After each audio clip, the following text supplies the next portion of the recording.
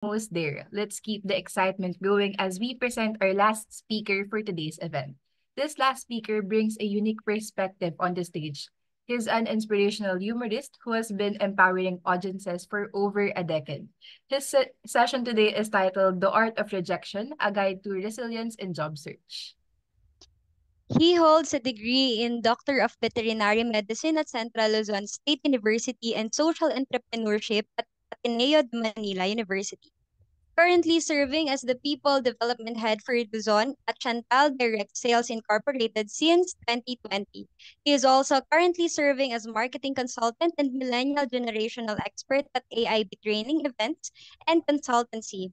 Moreover, he is a Chief Training Officer at Wave Health and Wellness, a Chief Marketing Officer at Potato Codes, and a social media marketing at Seven Great Minds. He is also a recipient of numerous achievements, including consistent top-selling dropshipper in Chantal Direct Sales Incorporated for 2019 to 2023, overall top distributor Team Victorious in Wave Health and Wellness Incorporated, Handog Inspiration Pilipinas 2017 Brands and Entrepreneurs Tribute for Motivational Speaker, nominated for Hashtag Mapagmahal Problems Book and National Bookstore Award, Nonfiction Award 2017, ranked second as inspirational comedian in What Were Me 2014, Top Brand Philippines Youth Workshop Provider of the Year, COO of Mentor Zone 2013, recognition for community development Bukod Lingap Foundation Incorporated 2013, accredited facilitator at Servant Leadership Lead Like Jesus by Ken Blancard courtesy of Breakthrough Leadership, and lastly, awarded as the youngest sales leader of Perfect Wellness Healthcare Corporation 2011. So he's the last but definitely not the least. So let us introduce our last speaker for today, Coach Vinci Glodove. Sound check. Can you hear me, guys? Yes, very audible po. Yep. Can you please make this account what's the name of this account? Ang haba nung credentials, no? Isa lang yung totoo dyan. Cute ako. Huh? Grabe, sir. May nakakilala na ba sa akin? I've been speaking around 10 years now. So, nag-start ako ng 2 years old. So, 2 years old. So 12 years. Hello.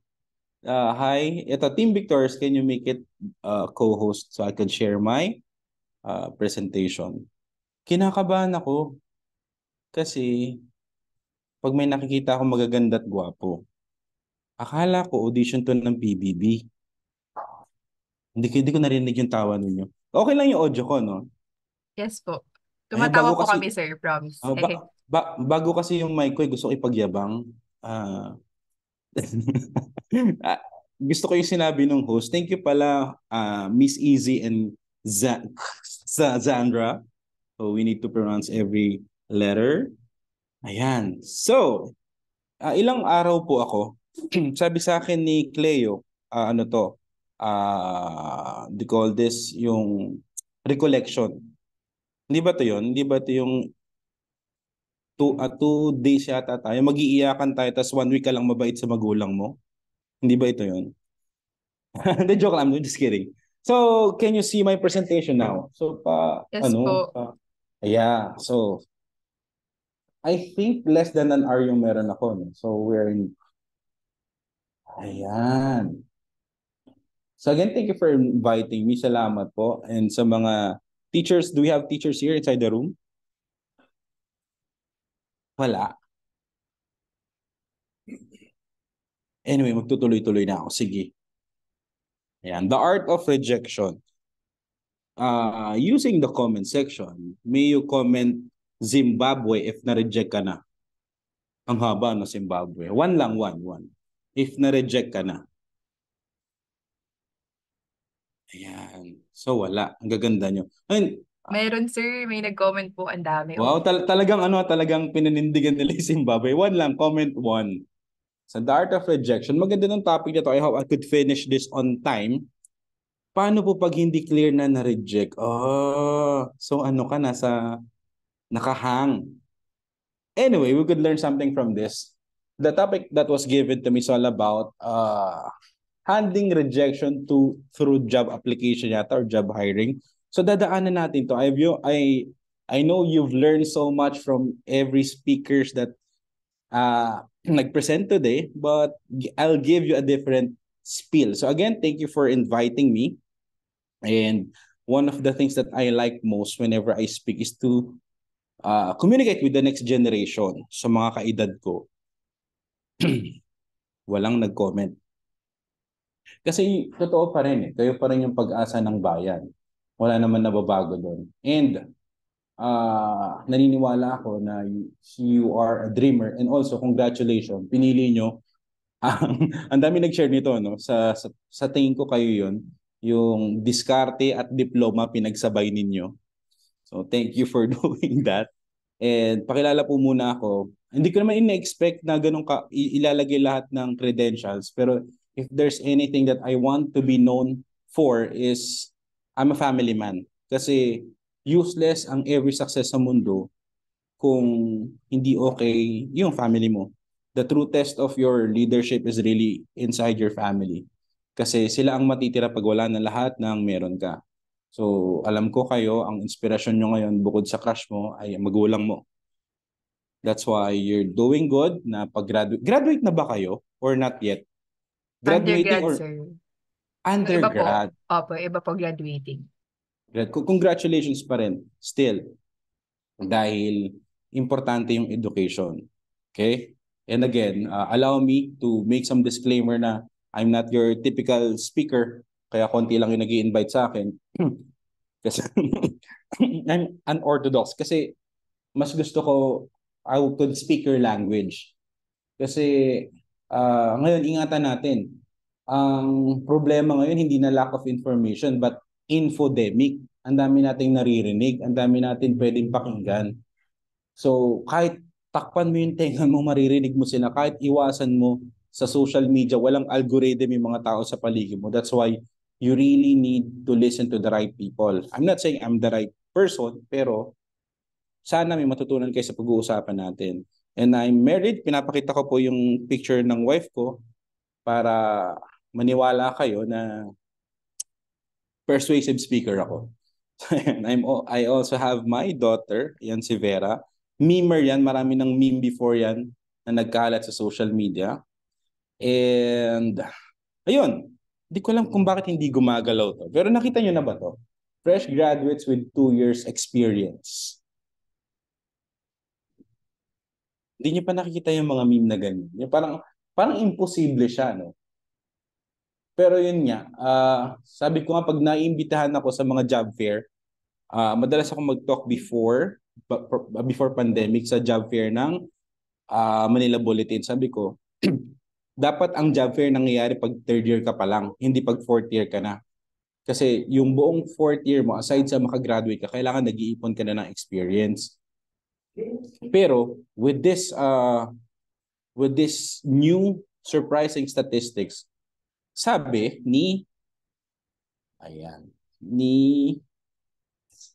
contrary to the perception, that experience reigns supreme, a 2022 report by Caliber showed nearly 60% lang ang pinaprioritize yung experience. Ang kailangan nila is skills and cultural fit. Kagaya nung sinabi ng previous speaker, ang galing. Ang dami nung achievement niya, nakakatawa na yung mga host din yung gumawa ng event is you chose the right speakers. Kasi they would agree with me na ngayon hindi naman talaga priority yung experience, kasi hindi ibig sabihin na may experience ka or nakagawa mo na isang trabaho for a period of time, magaling ka na. Kasi kahit sa industry na ginagawa namin ngayon, may mga trailblazer na tinatawag na wala pang 6 months sa isang company, nagpe-perform na ng maayos because pasok sila sa culture and yung skills nila and attitude fit dun sa kailangan ng company. Now, so don't worry if feeling mo hindi ako matatanggap dahil wala akong experience.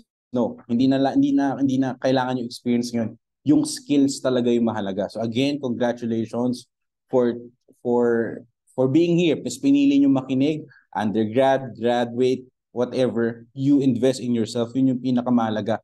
Sa ginagawa namin business ngayon, ang unang formula talaga ng success is skills. It's really investing in yourself. Yun nga, sa mga gagraduate, congratulations, you are now unemployed. But there's nothing wrong of being unemployed. Yan yung fresh start. Different world. Another surprising statistics. Long hiring process doesn't guarantee success. Hanggang ngayon, marami pa rin ng kakilala, 1 year na, hindi pa rin nakakakuha ng trabaho. Ang tagal-tagal na, hindi pa sila makakuha ng trabaho because hindi naman sila nag-i-improve ng skills. Hindi sila nag-i-invest sa sarili nila. Mas pinipili nila yung fun over focus sa gusto nilang craft. And hiramin ko lang ang kilala niyo yan, yung ganyang feel, and si Real Talk Darbs. Paano tayo magiging hireable? Meron bang term na ganun? Paano tayo mas magiging fit sa ina-apply nating trabaho? Sinimplihan ko lang to kasi mas may gusto ko ituro sa inyo na maybe you haven't heard from anyone. So stick with me, mabilis lang to. Our goal is to get hired and learn one of the most important skills in life. So, bilisan na natin yun nga, disclaimer na sabi ko na kanina, mas maganda, atras pa ako, na mag-ipon ka na ng mga experience, enroll ka sa mga free course na that would give you certification sa gusto nyong i-apply. Comment nga po kayo, anong mga course ninyo or ano ang mga pinag-graduatean nyo or ayan, psychology po. Yan, si Easy. IZ, sir, IZ. IZ, okay. BS Computer Engineering, Civil Engineering. So, iba-iba rin pala. No? Huwag po kayong maniwala na obsolete ng isang course unless tatalunin tayo ng AI. Pero, yung immutability nyo sa market would depend not really on your course but in your skills. Aha. Yun, BS Chemical Engineer. So, iba-iba pala. Okay. Now, before getting hired, ito muna yung mga gagawin natin. Mabilis lang to na pwede nyo rin paghandaan. And ito pala ay different perspective. Kasi late ko na nakita na ang ano pala sa akin is how to find a job or how to get hired. I haven't been employed. Hindi pa ako nagiging empleyado sa 23 years ng buhay ko. Hindi pa. Hindi pa ako na-hired. Pero ituturo ko sa inyo yung perspective namin as an employer. Sa ano ba yung hinahanap namin? Lalo na ngayon, pumapasok na sa marketplace ang Gen Z. Siyempre, millennials na yung mga nauna. So ano yung mga hinahanap namin? Number one is, yan. Siyempre, nagsisimula sa resume. Naalala ko, no, sa HR namin, sinasabi niya, sir, hindi naman nag-fit yung resume niya sa skills niya. Tapos tinignan ko yung social media niya. Maybe some of you have heard this, pero mas pinagkakatiwalaan na ng HR yung social media presence mo kaysa dun sa resume na binibigay mo. Kasi mas malagi kang nandoon, mas alam niya kung ano ang nasa isip mo. Kaya nga, dun sa tab na yun, di ba? What's on your mind? Pero doon naman sa paggawa ng resume, make it clean, professional template. Ngayon, pagandahan na talaga ng resume. Iba mukha ng stationery. Hindi ko alam kung naabutan yung stationery. Pero, ayan, make it look professional, that highlights your skills and experience. Make it readable. Sobrang bilis na ng attention span natin. That's why if you could provide easily your strength, what can you offer for the company that would help your resume, yun, do it. Next is tailor your resumes to each specific job.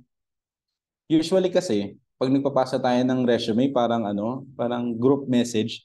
Hindi ko alam kung nakaka-relate kayo sa mga example ko. Yung parang send to many, standardized yun na lahat. Yung parang Halimbawa, may kilala kang babaero. Sisend lahat niya ng, hi babe, kamusta ka na? Tapos baby 1, baby 2, baby 3, baby 4, lahat ng sinisendan niya. But if you're applying for a job, make it tailor fit. Make sure na parang quote yan ng isang lalaki na sinukat talaga from head to toe.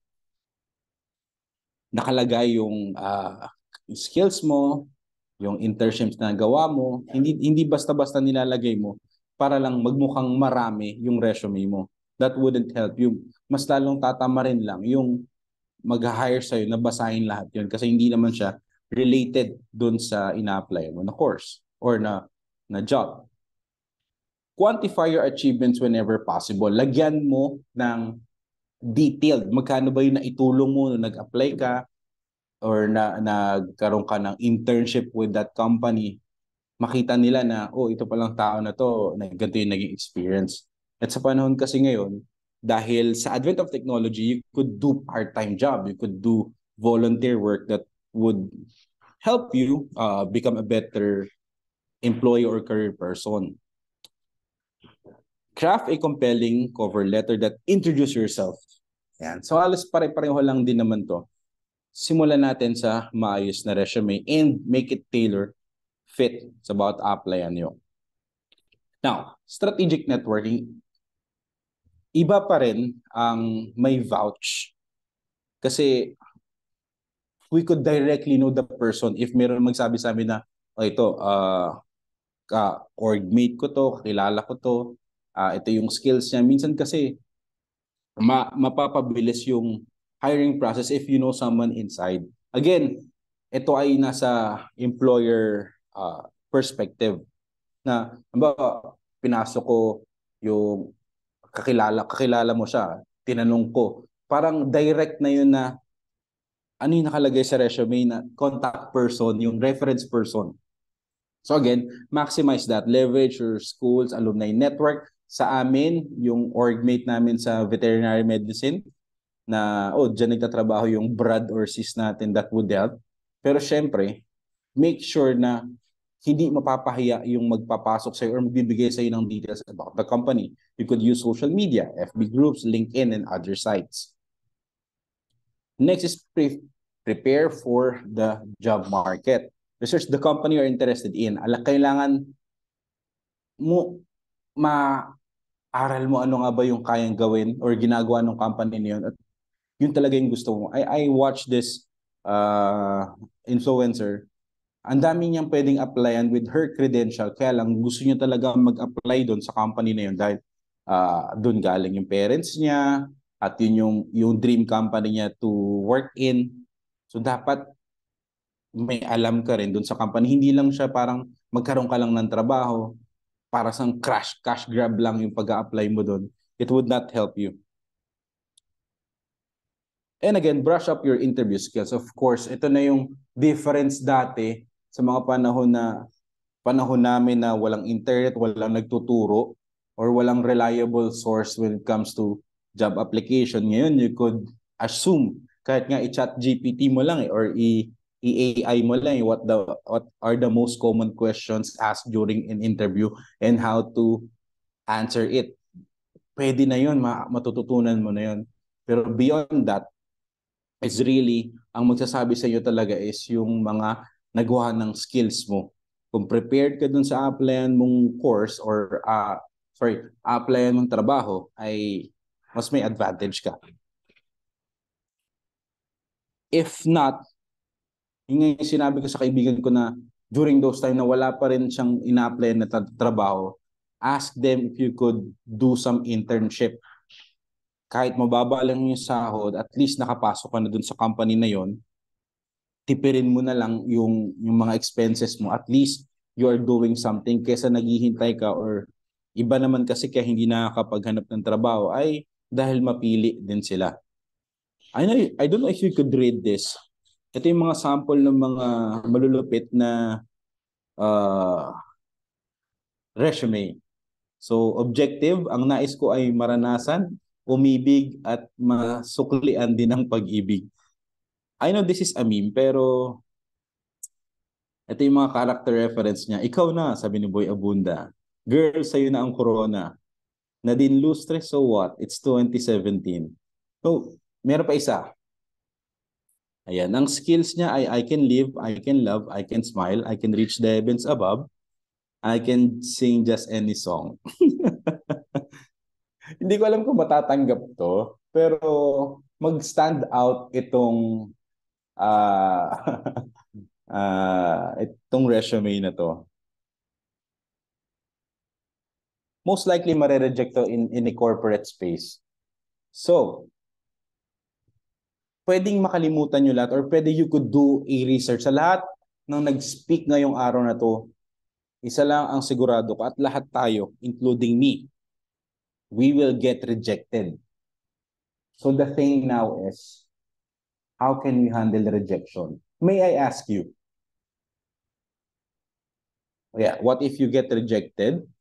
Here's the question.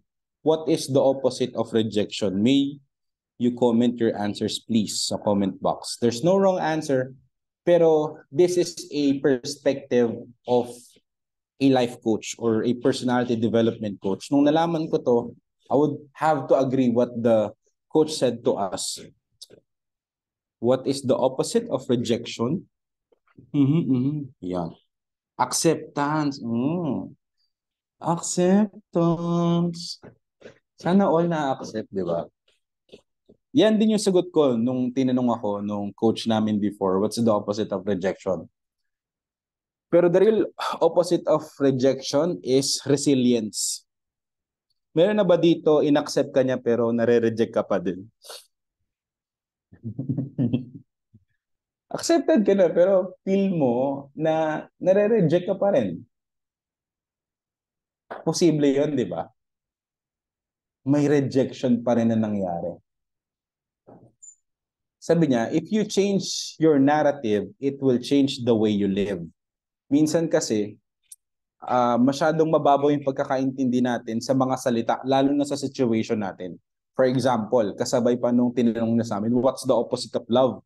Sabi namin, hate. Sabi nung coach namin, no. The opposite of love is selfishness.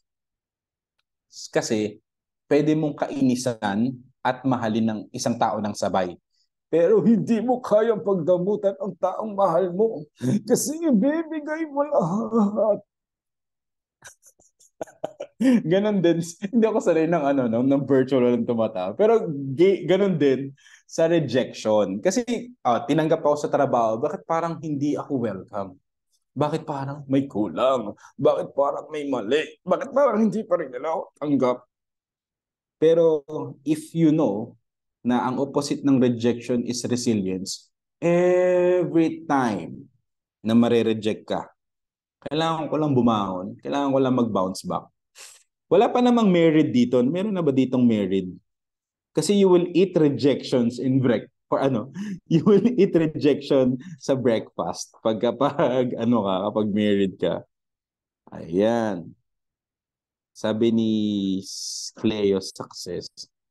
Ayan. Again, perspective lang to sa personality development. Kasi totoo na mare-reject kayo ng paulit-ulit. Maybe iba sa inyo, feeling nyo undeserving pero may magandang trabaho. Don't worry, dadaan sa rejection. Ikaw na yung resume mo, 10 pages kasi dahil mong achievement, mare-reject ka pa rin. Pero once you have this ideology na you need to be resilient, ay makakatulong sa'yo to go on with life. Now, the question is, paano maging resilient? Ako po ay nasa coaching, sales coaching, life coaching, and I've met so many people. I would say na iba-iba yung tao. Kaya nga if meron mga kayong pinapakinggan mga influencer, hindi sila mali siguro sa sinasabi nila. Yun lang yung space or reality na raramdaman at nakikita nila kaya nila nasasabi yun. So, there's no absolute truth when it comes to motivation, sa career. Kunin nyo lang kung ano yung pwede nyo matutunan. And make sure meron kayong pang-filter doon, yung morality. So again, coaching session, meron bang nakakita na or familiar dito sa painting na ito? type type 2 na lang. If you're already familiar with this picture. 5, 4, 3, 2, 1. Malamang konti lang. Pero ito ay isa sa mga award-winning or photo or painting of the year na nung in-explain din sa amin to during one of our sessions. Sabi ko, ano special dito? Falls, bumabagyo, mahangin. Parang there's no special thing about this picture. But nung hinighlight na nung speaker ang merong mother na pigeon, I think this is pigeon, na kasama yung mga anak niya na safe during the storm. Ayan siya. Ang title ng painting is Peace in the Midst of the Storm. Kung meron magsasabi sa inyo na life would be easy, life would be fair, no, it will not. But there's no guarantee with that. Ang pwede lang natin ma-experience is turmoil, struggles, rejection. Sabi nga nung ninong ko, sabi niya, ang definition niya ng success is repeated overcoming of failures. Hindi destination ng success, kundi it's a battle. Lagi kang lalaban para maging successful sa position mo, sa business mo, sa relationship nyo, mag-asawa, magkapatid. You need to fight every time to win. It's a continuous battle kasi there will always be storm. There will always be turmoil. There will always be rejection.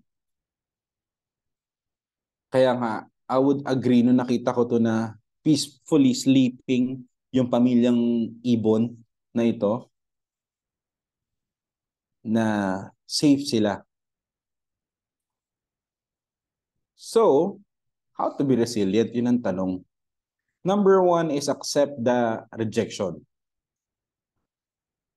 Isa pa sa natutunan ko from Zig Ziglar, easy is not an option.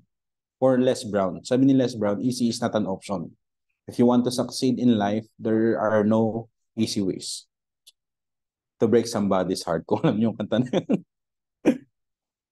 Walang madali. If you want to succeed in life, dadaan ka sa hirap. May isang magaling na author, sabi niya, ang buhay ay parang video games. Kapag wala ka ng nilalakaran, pag wala ka ng kalaban, mali ka na ng nilalakaran. Halimbawa, nag-ML ka, wala kang kalaban, mali yun, maling lane ka. So doon ka sa may kalaban para may magawa kang tama. At yung author na yun ay ako. Inimbento ko yung quote na yun. Pero kasi totoo, mare-reject ka eh. Alam mo yung you need to prepare for the worst and expect the best but prepare for the worst. May mangyayari yan. Kaya nga may plan B, may plan C, may plan D. May plan A.1. And if na-reject ka, tanggapin mo na na-reject ka. Feel the pain. Tandaan mo, there are different types of pain. Pain that encourage you, pain that makes you stronger, and ayun. There are different types of pain. Next is learn and grow. Lahat ng rejections may tuturo sa iyo yan. Pain is one of the best teachers. Nakalagay ba dito? Rejection is one of the best teachers for growth and development. Alam mo, kapag nare-reject ka, sinasabi ko nga sa team ko, or kahit sa anak ko, pag bata, 2 years old pa lang yun, pero tinuturuan ko na siya sa idea ng rejection, na it's a good sign that you're doing something. Kapag nagkakamali ka, ibig sabihin sumusubok ka. Kasi pag hindi ka na nagkakamali sa buhay, stagnant ka na. You always play safe. So kayo, marireject kayo sa pag-apply, or mismo nasa trabaho na kayo, hindi kayo na-appreciate. Kasama yun sa process. So instead of crying, find ways on how to improve. Tandaan niyo po natin na gumagaling tayo kasi nahihirapan tayo. Maraming pwedeng ituro ang rejection. Pansinin niyo ba, usually paano ba sasabihin to ng politically correct? Yung hindi gwapo, may may heart na maganda. Di ba? Hindi naman siya gwapo, pero ang ganda ng partner niya, or hindi naman siya maganda, pero ang ganda ng special someone niya.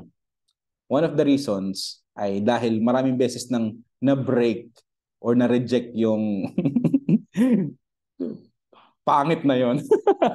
Kaya kaya niya nang sumubok. Yun din yung reason bakit sa kwentuhan bakit mas unang nagiging successful ang mga Raw 4 students. Bakit mas naha-highlight yung Raw 4 student, nagtatrabaho yung mga matatalino or yung mga undergrad pa nga yung nagiging boss ng mga nakapagtapos. Kasi na-overcome nila yung rejection. Nasanay na sila na nasa baba. Ang pwede na lang gawin ay sumubok. Wala namang mawawala talaga sa kanila. Ako ngayon tuwan-tuwa ako sa Diwata fiasco. Sabi ko gagawa ko ng cinematic content kasi ang ganda nung journey niya eh. 42 years old na ba siya? Kanina pinanood ko yung Tony Talks niya. Sabi ko galing-galing talaga. Hindi tsamba yung success ni Diwata. Alam lang niya sa buhay na hindi madali. Kailangan niya lang magtuloy-tuloy. Kailangan niyang sumubok ng maraming beses. Sa inyo, kahit sa bahay niyo marireject kayo. Kahit yung mga taong malalapit sa inyo, yun ang unang-unang makakasakit sa inyo. Kasi nga malapit sila eh. May mga nagbe-message sa akin before sa coaching namin. Coach, bakit yung mga kaibigan at kamag-anak ko yung hindi naniniwala sa akin? So change your narrative. Hindi sa hindi naniniwala sa'yo. Pinoprotektahan ka lang nila dahil ayaw nila magkamali at masaktan ka. Hindi nilang nila ma-express ng maayos dahil hindi nila alam. Hindi sila umattend ng talk ko eh. Pero sa totoo lang, bago nyo isipin na, alam ba, sa reunion, di ba? Talon ako ng konti. Iniiwasan ko talaga mag-sway away sa mga talks ko eh. Pag mga may reunion, di ba, maririnig nyo na iinis yung iba na tinatanong kailan ka magpapakasal, kailan ka magkaanak. Actually hindi nakakainis yun eh. Maganda nga yun kasi kinakausap ka nila, kinakamusta ka nila kasi alam nila yung feeling na walang asawa, malungkot, mahirap.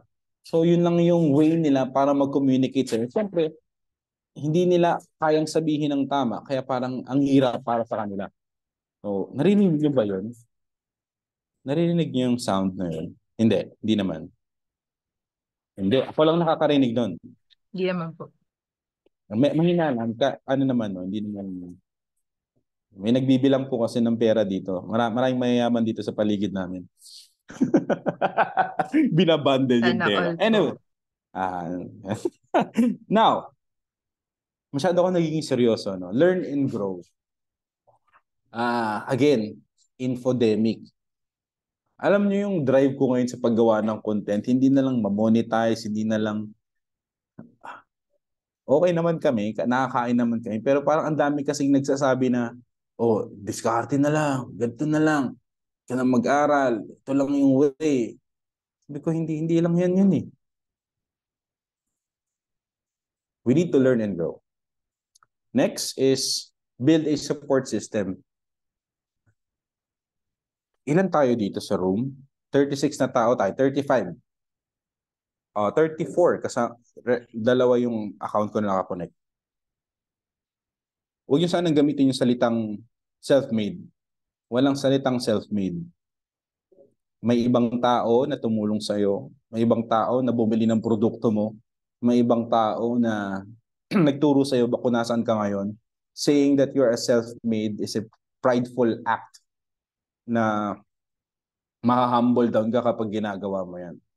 Yung mga tao before na nagsasabi, I'm a self-made millionaire. Sino bumili ng produkto mo? Ikaw din.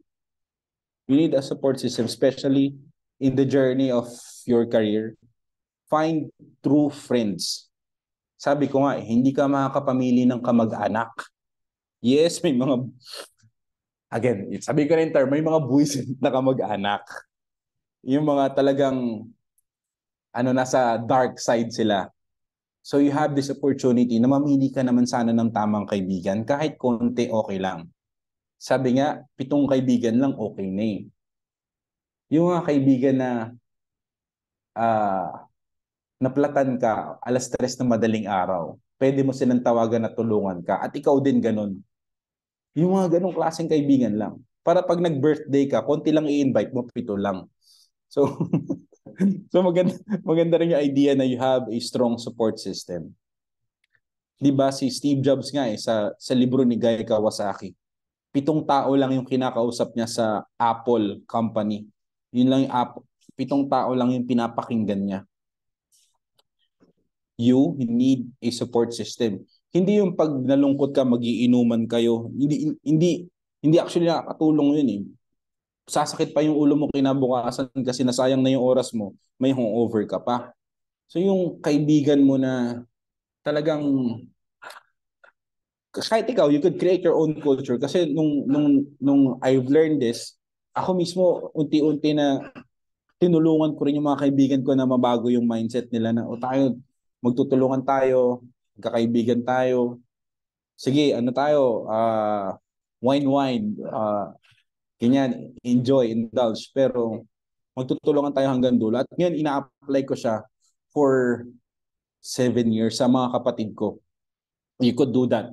Kung hindi nyo kayang simulan sa mga kaibigan, maganda simulan nyo sa kapatid nyo. Kasi in the end, sila talaga matitira mga kapatid nyo. Sabi ko nga ngayon, we will have a sibling tattoo and we will decide na every year na birthday ng parents namin, ng mommy namin, we would drop everything, magkikita kami. Kahit nasa anong bansa pa kami, yung araw na yon, we need to be together. Kasi in the end, kami-kami pa rin ang support system ng bawat isa. Ganun din. Kaya nga, ang ganda lang na may inner circle ka ng mga kaibigan. You need people in your life. Kami would transfer to another place because we've been staying here in Manila. Ang hirap kuminig sa mga tao kasi lahat may kanya-kanyang buhay. So we would go back sa Bulacan kasi doon, nandun yung turf ko eh. Andun yung mga friends ko eh. So I'm excited na, again, I have my support system there. Kasi isipin nyo, you could be in a rich place. Pero pag nagkasakit ka, namatay ka, walang dadalaw sa'yo. Walang kakamusta sa'yo. So sayang yung lahat ng mga hedonistic stuff na yan kung wala kang support system. Next is I know you heard this kasi alam ko matatalino kayo. Rejection is redirection. Tandaan nyo, pag nagkakamali kayo, it's either, kapag sumusubo kayo, it's either nananalo kayo or natututo kayo. If you have the right perspective. Ako, if ever, for example, kami, sa business namin, we need to run ads. We need to run an advertisement. Every time na nare-reject, may kailangan lang kaming baguhin. Pinapakita nung rejection na yon, ano yung dapat naming baguhin para makadaan kami. Example, hindi ka natanggap sa pinag-a-applyan mong trabaho. Check mo saan ka nagkulang. Ang problema kasi sa mga nag-a-apply, tsaka sa mga nare-reject, hindi nila tinatanong yun ng reject sa kanila. Bakit sila na-reject? Do you hear me? For example, ako ngayon, I'm a married person. Tinatanong ko sa asawa ko, saan ako nagkamali? Para pwede kong ayusin. Kahit alam ko na, hindi ko pa rin maayos. Ang hirap. Pero if ever ma-reject kayo sa ina-applyan nyo, I've heard po na nakapag-hire na po kayo. May I know ano po yung reason bakit hindi po ako ang pinili niyo. Huwag kayong matakot sa mga crucial conversations. Doon kayo mas gagaling as communicator. And every valuable things in life kailangan dumaan sa crucial conversation. Ako tinatanong ko yan. Halimbawa, kinuha akong speaker, sabi ko, ito po yung price ko. Tapos after a week, hindi na nag-respond. So tatanungin ko, may I know the reason bakit iba po ang kinuha ninyo? Hindi po ako nag-decision making. Ay, masyado pong mataas yung presyo ninyo. Ay, ano po, na-move po yung event. Huwag niyong hayaan na dumaan lang yung rejection kasi it is a teaching moment.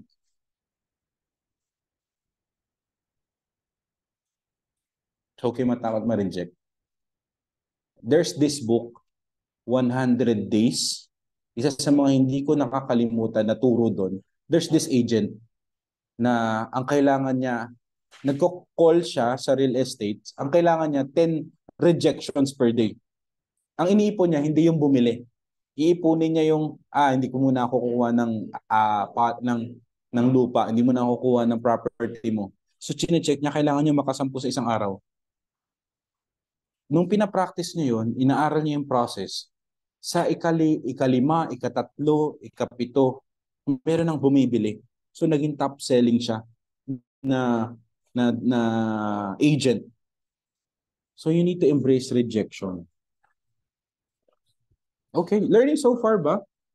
O meron ba kayo natututunan? Wala Yes, po. sir. Madami po, madami. Sabi niya, galingan mo, kulang pa. Your wife. Sabi na asawa ko.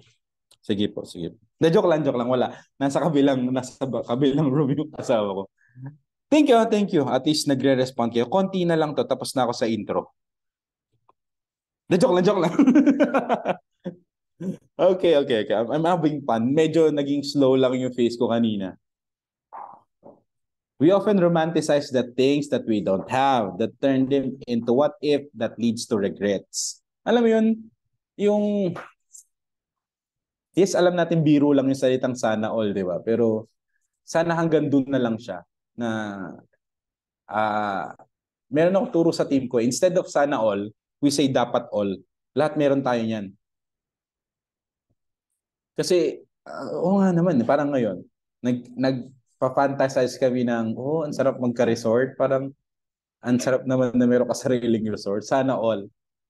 So, but again, we would guide ourselves. Again, narinig nyo na ba you need to control your emotions? Actually, hindi nako-control ang emotions. Hindi ka kasi robot. Ang pwede mong gawin is i-manage siya.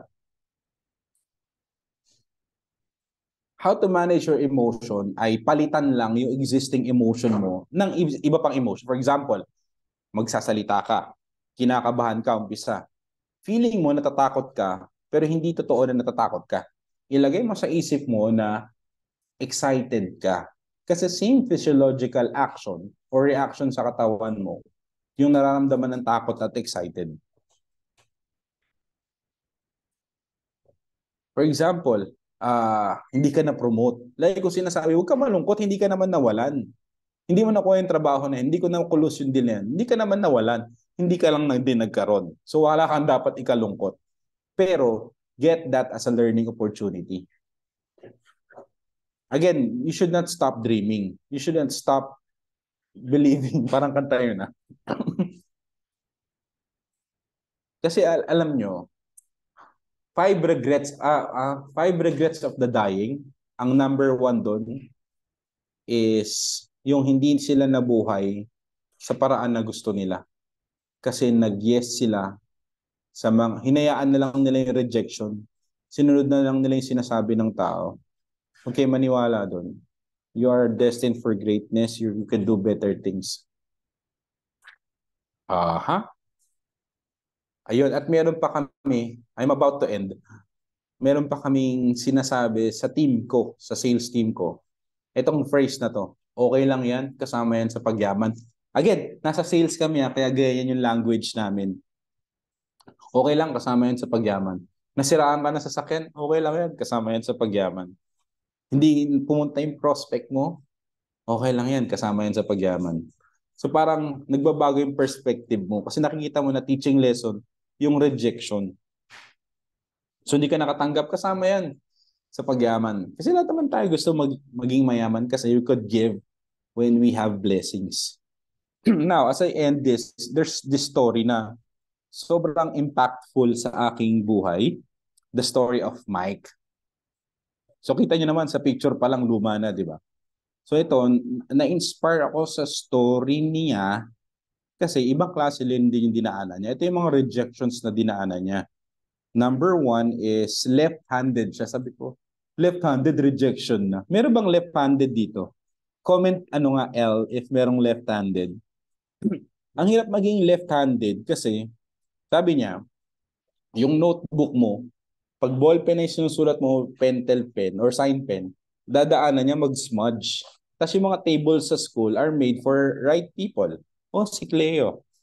Parang ang hirap, posisyon. Gitara, papalit ka. Drums, kailangan mo masanay magiging ambidextrous ka. Diagnosed siya ng ADHD nung grade 3 siya. Grew up in a broken home. Broken yung chair, broken yung window, broken yung ceiling. The broken home. Hiwalay yung parents niya. He graduated from a course na ayaw niya dahil wala siyang direksyon sa buhay. Kasi nga, wala namang reason para galingan. Wala namang reason para magpangarap ng mataas. Yung fiancé niya broke up with him. Nakaayos na lahat. May plano na sila. He failed more than 10 businesses. He lost 35 million valuation ng business. And he needs to change career many times. Maybe some of you alam niyo na yung patutunguhan ng story.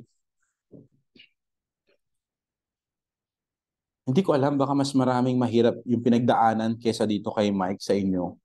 But the thing now is every rejection is redirection. Ang hirap, parang lahat ng subukan niya negosyo, nag-fail. Nawalan siya ng malaking kita, na akala niya yun na yung peak ng career niya. Hindi pala.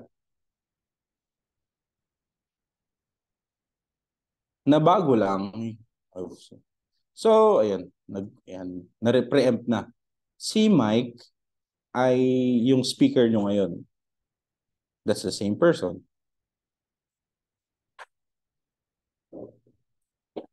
Ako ay si Michael Vincent Lodov. Nickname ko nung bata ko ay Mike.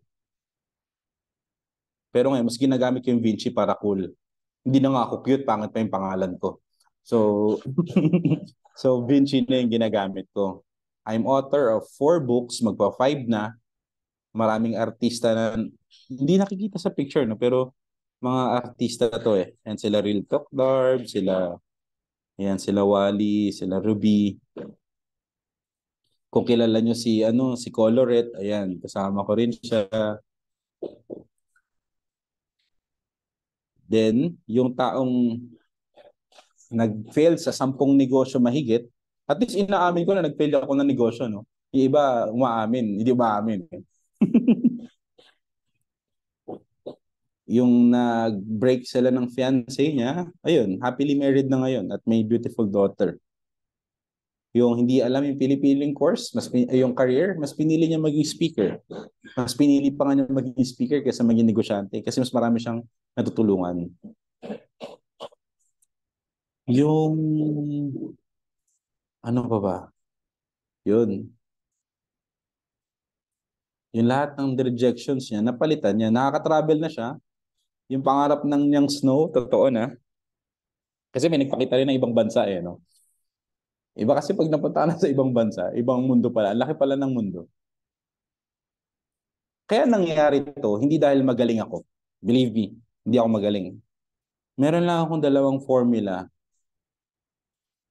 kung bakit ko ito narating. I build a support system and I redirect my attention. Kanino? The ultimate, nag-suffer ng ultimate rejection. Is my slide moving? Yes, sir. Sa ano po? So nandito na si Papa Jesus. Opo. Oh yeah. Siguro give me 5 minutes with this one. Maraming kayo pwedeng pakinggan eh. Ako, yung mga ibang speakers, pero pwede kami magkamali sa sinasabi namin. At pwede nyo rin kami hindi paniwalaan kasi hindi naman kami namatay para sa inyo. Pero there's this person na nagkatawang tao, si Jesus, na nakasuffer ng lahat ng rejection. At hindi niya na-reject, hindi siya nagpa-reject para sa wala lang, nagpa-reject siya para sa iyo. So if ever you felt na walang direction yung buhay mo, how can I say this? Ikaw ang nasa isip niya. Yung sakripisyo niya, yung pagpapako niya sa krus, hindi sayang yun.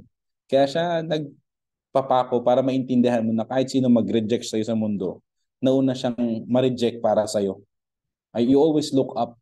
Sabi ko nga dati hindi ako naniniwala sa ganito, baduy-baduy. May mga pag-God pa Jesus. Pero na-realize ko, kung wala si God, wala akong direction. Kasi walang magbabalance ng buhay ko. Wala akong ultimate truth na pwedeng paniwalaan. Di ba sabi ko kanina, walang absolute truth pagdating sa personality development. Pero pagdating sa buhay, there's one truth there's a God na namatay para sa'yo, na may God na willing alisin ka sa sitwasyon mo. Kung willing kang sumunod at intindihin na test lang yan. Sa totoong buhay, kasi alam nyo na yun eh. Nauuna yung test bago yung lesson. Kung gusto mo ng reward, dumaan ka sa risk, dumaan ka sa testing. Bawat testimony ng buhay mo galing sa testing. Bawat triumph ng buhay mo galing yan sa trials. Kaya nga ako unlimited yung dream ko kasi yung Diyos ko unlimited. So whenever you feel rejected, struggled, may mga struggles ka, look up. Someone did great for you para sumuko ka. Like ko sinasabi sa mga nag-aaral, di ba? Huwag ka tamarin mag-aral kasi yung nagpapaaral sa'yo, hindi tinatamad. Ganon din sinasabi ko sa nangangarap. Huwag kang matakot mangarap kasi mayaman yung Diyos mo. Hindi nag-pray ka ng resort, mauubusan ng resort sa langit. Hindi. Nag-pray ka ng sports car, nag-pray ka ng house and lot, nag-pray ka ng matinong trabaho, mawawala ng trabaho sa langit. Hindi. He can provide you anything that you want as long na makakabuti siya sa'yo. So if you ever felt na dami mong rejection, dami mong failure, di ka napunta sa tamang magulang, ang tindi ng hurt na dinaanan mo, wala yan sa hurt na pinagdaanan ni Jesus Christ para sa iyo. At para sa iyo yun. Para sa ating lahat yun. So, let me end with this one. Ito, naalala niyo yung pagmahal mo, ipatato mo. Ito, pinatato ko to eh. Deuteronomy 31:6. Pinatato ko to nung hindi kami nagkatuluyan ng fiancé ko before. Because parang ang tinutino, may trabaho, may negosyo, okay na lahat eh. Pero na-realize ko, hindi naman nag-promise si God na hindi ka dadaan sa problem. Pero ang promise niya, kasama mo siya. Kasi kanina, di ba, parang, baker, bakit pangit may baker? Hindi. Baker ko ang Diyos. Baker ko si God. Wala na mas tataas pa dun. Be strong. Never be afraid. For the Lord your God, He is the one who goes with you. Sumasama siya sa'yo. Hindi ka alone. He will not leave you nor forsake you. Walang kasalanan, walang pagkakamali ang hindi niya kayang patawarin. Nagawa niya na kang patawarin, hindi ka pa nagsusuri kasi nagpapako na siya sa puso. Now, whenever you feel rejected, just look up. So that ends my presentation. Sana hindi ako nag-overtime. Ayan, thank you so much po, sir. So once more, let's give a resounding round of applause to Coach Vinci for his incredibly valuable insights into the art of rejection, a guide to resilience in job search. So your talk, sir, is very memorable and entertaining for us. So in handling rejections, we need to accept that not all things in life ay makukuha natin. If you want to succeed in life, hindi easy yung magiging path. And the more you struggle, it means that the more closer you are to your team. So how about you naman, Zandra? Ayan, so Coach, thank you so much po. And yung pinaka-natandaan ko talaga yung sinabi niya na the opposite of rejection is resilience. Reaching success is a battle, sabi nga po ninyo. Pag wala ka ng kalaban sa battlefield, ibig sabihin you are in the wrong path. And I want to commend you, sir, na isingit mo pa rin po yung pag-share ng rejection na naranasan ni Jesus. And of course, sabi nga na He will supply all our needs according to His glorious riches in heaven. So, lagi tayong may backup si Lord yun. Ayan. So, once Yes. again, Coach Vinci, your expertise and passion are significant in shaping the future of our workforce, and your profound knowledge and unwavering commitment significantly contribute to the development and evolution of our professional landscape. I agree with you, partner. I know that our participants have many questions for our fourth speaker. Now we will open the floor for the questions you would like to ask. Yes, feel free to use the Zoom chat feature to engage with other participants and share insights. Use the Q&A feature specifically for questions related to the webinar topic. Comments on the Facebook live stream are also welcome, but ensure that they are constructive and relevant. Okay, so going on for our first question.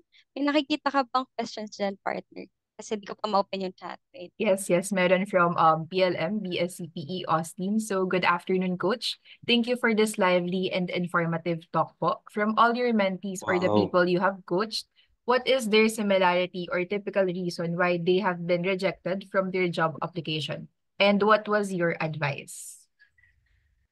It will boil down to your skills. It's all about skills. Kaya hindi sila tatanggap, hindi nagma-match yung skills nila dun sa inaapplyan nilang trabaho. Or we should not remove the idea of nepotism, mas may pinipili, pero again, kulang yung skills nila at maybe it's a wrong timing lang. Kasi minsan may mga company talaga na not hiring, pero nagsasabi sila ng hiring sila kasi meron silang internal concerns, and with that.